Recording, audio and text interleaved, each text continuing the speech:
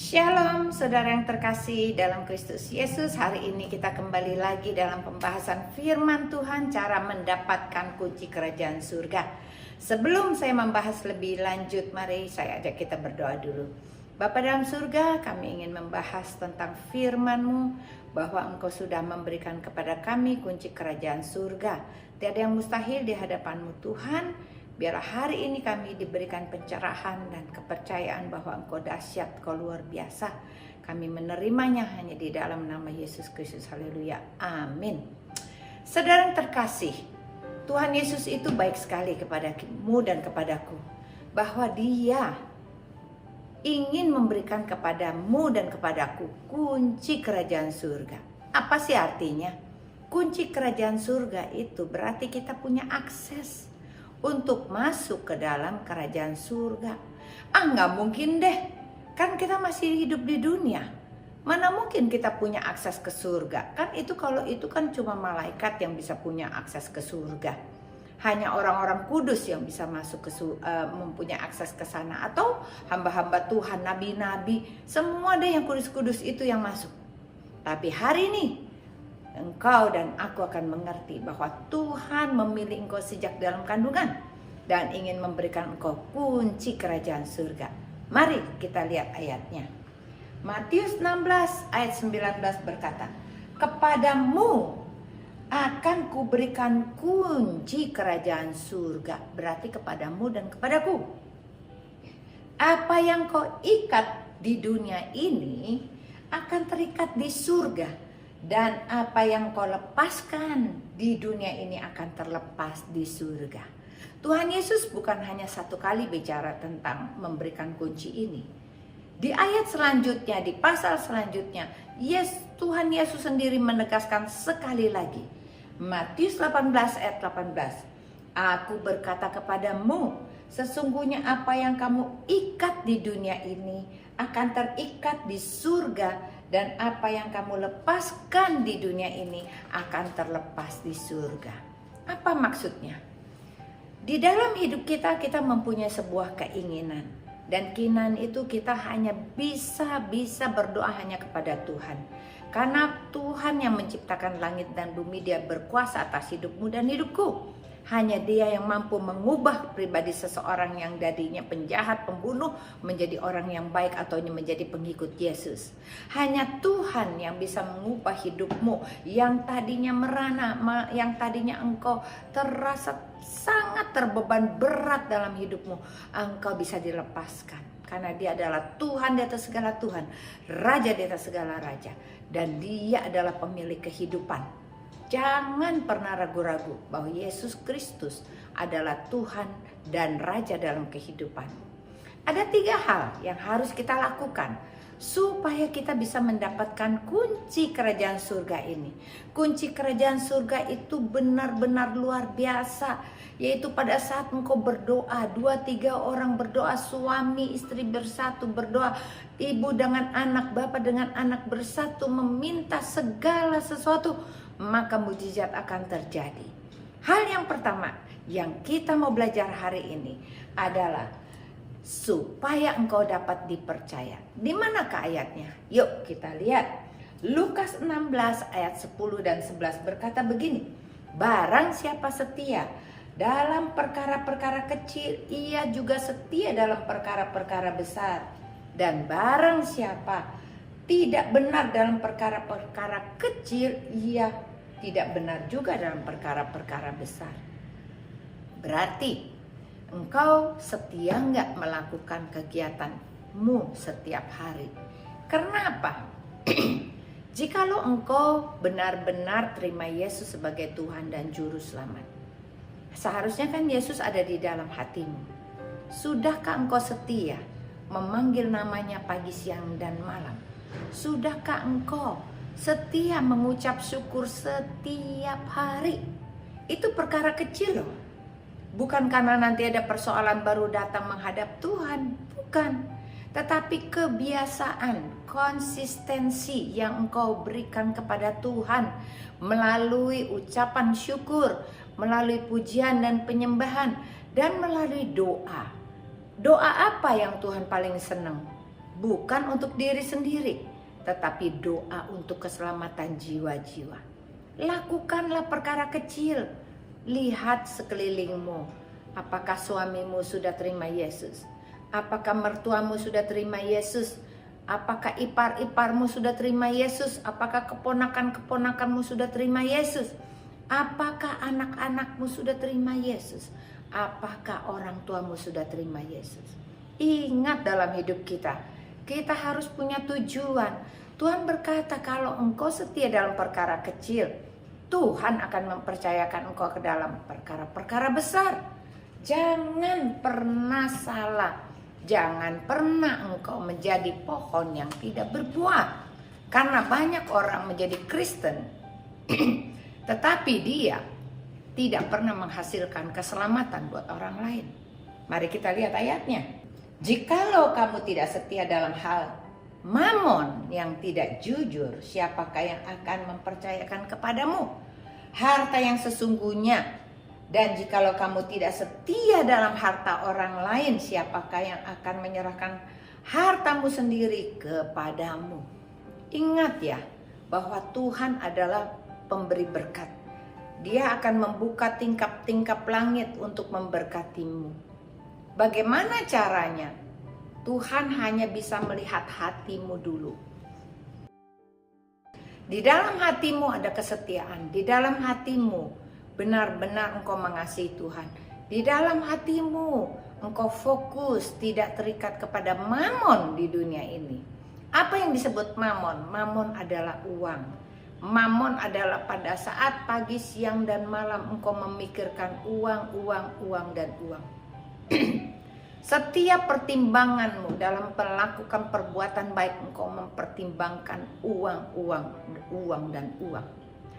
Tuhan Yesus berkata, Tuhan mengasihimu. Lihatlah seperti burung di udara yang tidak pernah menanam, tetapi Tuhan kasih makan.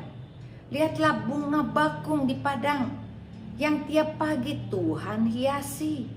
Masakan engkau tidak percaya kalau engkau hidupnya ada di dalam tangan Tuhan, dan Tuhan mampu merubah hidupmu dan mencukupkan engkau? Jangan terlalu khawatir apa yang kau makan, minum, dan pakai. Semuanya itu dicari oleh orang-orang yang tidak mengenal Tuhan. Tuhan Yesus selalu berkata, pikirkanlah perkara yang di atas, bukan yang di bumi. Tuhan Yesus berkata, carilah dahulu kerajaan Allah dan kebenarannya, maka semuanya itu akan ditambahkan kepadamu. Kalau kita benar-benar pegang firman ini, kita benar-benar bisa menjadi orang yang dapat dipercaya dengan setia. Kita yakin firman ini kita akan tergenapi dalam hidupmu dan hidupku. Maka engkau tidak akan khawatir lagi apa yang kau makan, minum, dan pakai. Karena setiap hari hatimu mencari kerajaan Allah.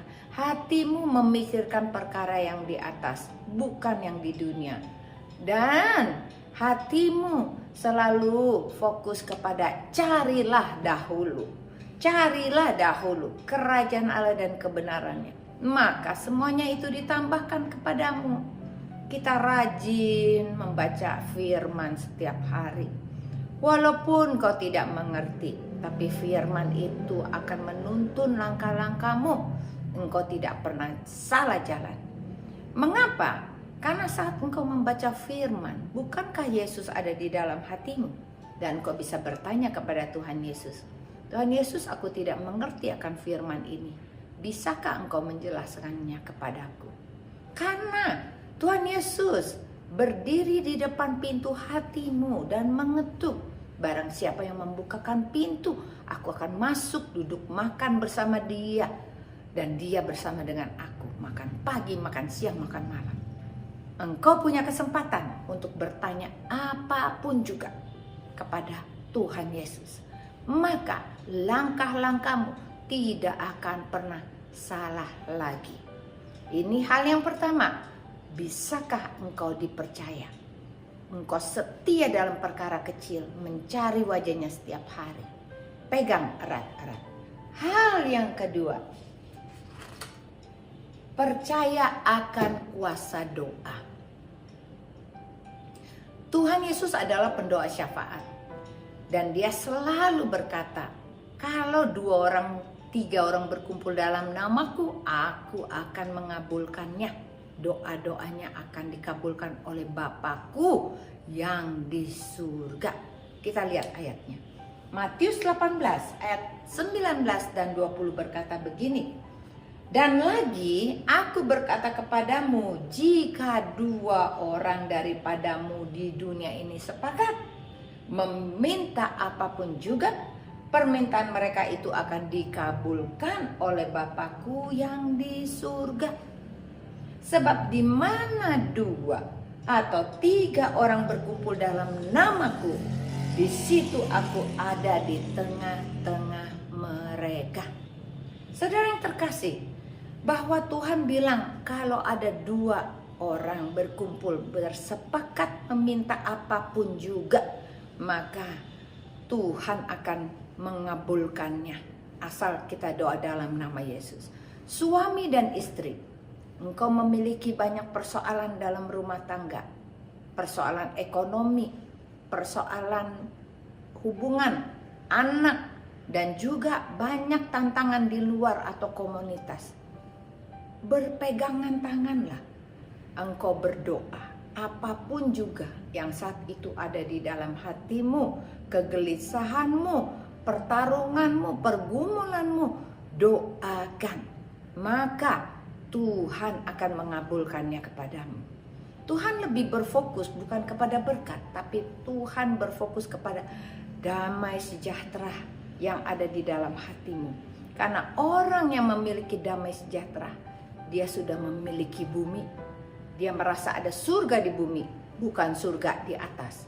Karena orang yang penuh dengan damai, sukacita Tuhan ada di hatinya.